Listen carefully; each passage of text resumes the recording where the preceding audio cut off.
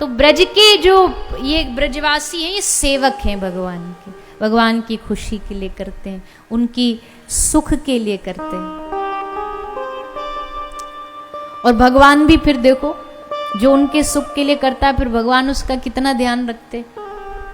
कुछ भी हो जाए, इतना प्रेम भगवान ने दुनिया में किसी को नहीं दिया होगा जितना भगवान ने ब्रज के लोगों को दिया है। कैसे दिया? बोले इनके बंधन में बंध गए। इससे बड़ा प्रेम कौन हो सकता है? अबध्य को कोई बांध सकता है क्या? पर बांध दिया। एकदा गृहदासीषु यशोदानंद गेही ने। एक दिन यशोदा मैया दधी मंथन कर रही थी, ठाकुर जी जबरन भागे भागे आए, माता यशोदा की गोदी में बैठ गए, मैया से जबरदस्ती अड़ गए, मैया माखन दो माखन दो माखन दो।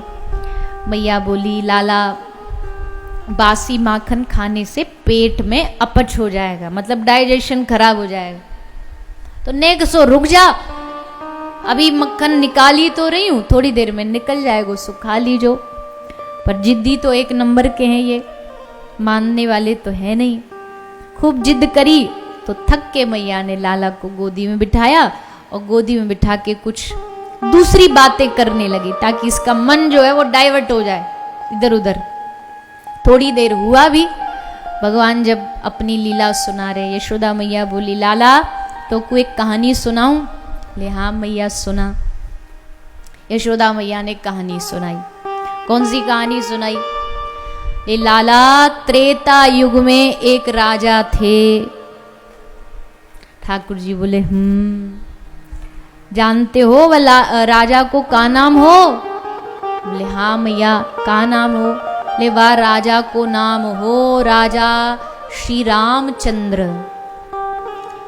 और ठाकुर जी मनी मन मुस्कुराने लगे, कहानी तो सबरी हमने ही गढ़ी थी, पर मैया चल तू सुनाना चाह रही तू सुना दे, सुन लेंगे। उस राजा का नाम था रामचंद्र। वाके 4 भैया हते, राम लक्ष्मण भरत शत्रुघ्न। और लाला फिर वो राजा ने बड़े हुए, उनको ब्याह होयो, कौन के संग होयो? जानकी मैया के संग। अब जैसे जानकी जी को नाम आए तो नेक्स्ट से लाल लाल हो गए ठाकुर जी शर्म के मारे। अब जब श्री का नाम आता, प्रियतमा का नाम आता, तो अपने आप चेहरे पर एक संकोच आ जाता है, तो थोड़े से लजा गए। फिर लाला वो जानकी के संग ब्याह होयो, पर एक दिन लाला उस राम की माता कैकेयी ने राम जी के लिए 14 वर्ष का वनवास मांग लिया। ठाकुर जी बोले फिर राम जी वनवास पर गए तो लाला एक दिन एक दैत्य आया।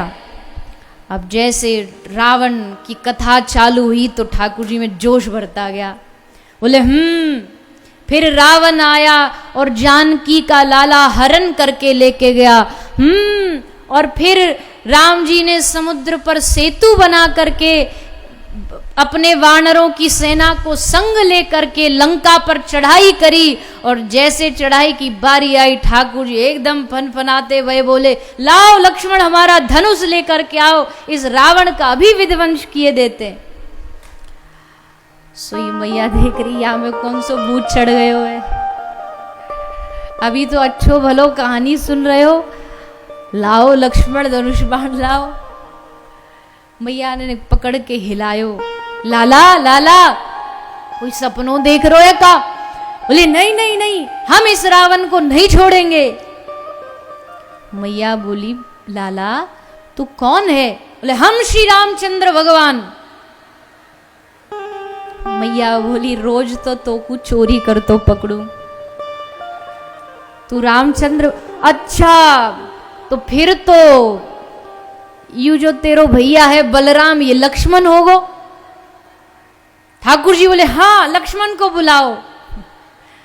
मैया बोली लगे है रात को कहीं गली मोहल्ले में कोई रामलीला रासलीला चल रही है, उसका मंचन हो रहा होगा, उसको देख आया, इसलिए इस बावरे में जोश भर गया। जैसे तैसे मैया ने पकड़ के शांत करो कि राम जी ने शांत है जाओ। पर मैया नहीं मानने वाली, मैया को थोड़ी पता कि ये सच्ची कह रहे हैं, ये सच्ची कहानी इन्हीं की है।